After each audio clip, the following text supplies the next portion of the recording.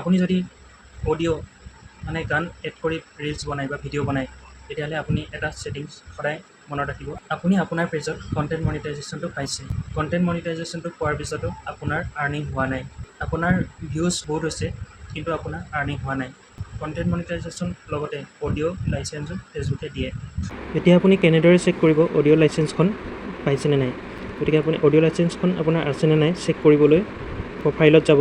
প্ৰফাইলটোত যোৱাৰ পিছত প্ৰফেশ্যনেল ডেছবৰ্ডত যাব। প্ৰফেশ্যনেল ডেছবৰ্ডত যোৱাৰ পিছত কণ্টেণ্ট মনিটাইজেশ্যন ইয়াতে যাব। ইয়াতে একেবাৰে তলত এইটো দেখিছে লাইচেঞ্চ মিউজিক নাও এভেইলেবল। এনেকৈ থাকিলে আপুনিও অডিঅ'ৰ লাইচেঞ্চখন আপুনি পাইছে।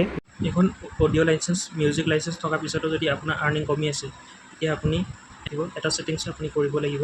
গতিকে ছেটিংছটো মই ভালদৰে লাইভ ভিডিঅ' কৰি দেখাই দিছোঁ, ভালদৰে চাই লওক। 1,73,000 এই পেজটো ভিউজ। ইমানখিনি ভিউজ পোৱাৰ পিছতো পেজটোৰ আৰ্নিং একেবাৰে কম। ইয়াৰ কাৰণটো হ'ল অডিঅ' কপিৰাইট। ফেচবুকৰ মিউজিক লাইচেঞ্চৰ লগতে অডিঅ' এটা গাইডলাইন আছে। ভিডিঅ'টো শেষলৈকে চাব তেতিয়াহে বুজি পাব। এই ভিডিঅ' কপিৰাইটখিনি আঁতৰাবলৈ আপুনি প্ৰথমতে ছাপৰ্টত যাব লাগিব। আমি এতিয়া বেক কৰি ছাপৰ্টলৈ যাম। ছাপৰ্ট অপশ্যনটো পাবলৈ হ'লে আপুনি ওপৰৰ আপোনাৰ যিটো লোগো আছে, কিছুমানৰ তিনিডাল আঁচ থাকিব পাৰে, এইটো প্ৰফাইলৰ লোগোটো আছে গতিকে লোগোত যাব। লোগোত যোৱাৰ পিছত এইটো ছাপৰ্টত ক্লিক কৰিব আৰু ছাপৰ্টত ক্লিক কৰাৰ পিছত আপোনাৰ এইটো ছাপৰ্ট ইনবক্স বুলি এটা অপশ্যন আছে। ছাপৰ্ট ইনবক্সত ক্লিক কৰিব। ছাপৰ্ট ইনবক্সত ক্লিক কৰাৰ পিছতে ইয়ৰ এলাৰ্ট অপশ্যনটো ক্লিক কৰিব আৰু এইখিনি দেখিছে এই গোটেই ৰিলছখিনি অডিঅ' এড কৰা আছিলে আৰু এই অডিঅ'খিনি গোটেইখিনি অপেন হৈ আছে। এইখিনি অপেন হৈ আছে, এইখিনি ক্ল'জ কৰিব লাগিব। এইখিনি ক্ল'জ কৰিবলৈ হ'লে আপুনি ইয়াৰে যিকোনো এটা চিলেক্ট কৰি ল'ব। চিলেক্ট কৰি লোৱাৰ পিছত ইয়াতে চি ডিটেইলছ অপশ্যনটোত ক্লিক কৰিব।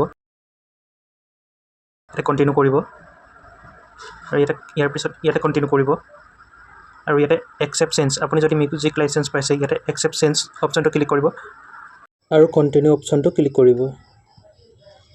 একচেপ্ট কৰি দিব, ক্ল'জ কৰি দিব আৰু একো কৰিব নালাগে। ইয়াৰ পিছত বেক কৰিব। বেক কৰি নেক্সট পিছৰটো চিলেক্ট কৰি ল'ব। চি ডিটেইলছত ক্লিক কৰিব, কণ্টিনিউ কৰিব। কণ্টিনিউ কৰাৰ পিছত ইয়াতে কণ্টিনিউ কৰিব।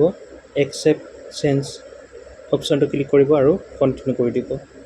একচেপ্ট কৰি দিব, ক্ল'জ কৰি দিব। এনেদৰে যিমানকেইটা আছে গোটেইকেইটা কৰিব। মই এতিয়ালৈকে দুটা ক্ল'জ কৰিলোঁ, গতিকে দুটা ক্ল'জ দেখাই আছে, এই দুটা ওপৰত ক্ল'জ দেখাই আছে আৰু বাকীকেইটা অপেন দেখাই আছে। আপুনি যিমানকেইটা ক্ল'জ কৰে এনেদৰে ক্ল'জ দেখাব আৰু বাকী যিকেইটা ক্ল'জ কৰা নাই এইকেইটা ক্ল'জ কৰি দিব। আপুনি এইখিনি একচেপ্ট চেঞ্জ বা ক্ল'জ তেতিয়াহে কৰিব যেতিয়া আপুনি ফেচবুকৰ পৰা মিউজিক লাইচেঞ্চখন পায় বা আপোনাৰ লগত ফেচবুকৰ মিউজিক লাইচেঞ্চখন থাকে। যদি আপোনাৰ লগত ফেচবুকৰ মিউজিক লাইচেঞ্চখন নাথাকে তেতিয়া আপুনি এইকেইটা ক্ল'জ কৰিলে নহ'ব। তেতিয়া আপুনি এই ৰিমুভ অপশ্যনটোত গৈ ভিডিঅ'টো ৰিমুভ কৰি দিব লাগিব। ভিডিঅ'টো ইমানেই আছিলে।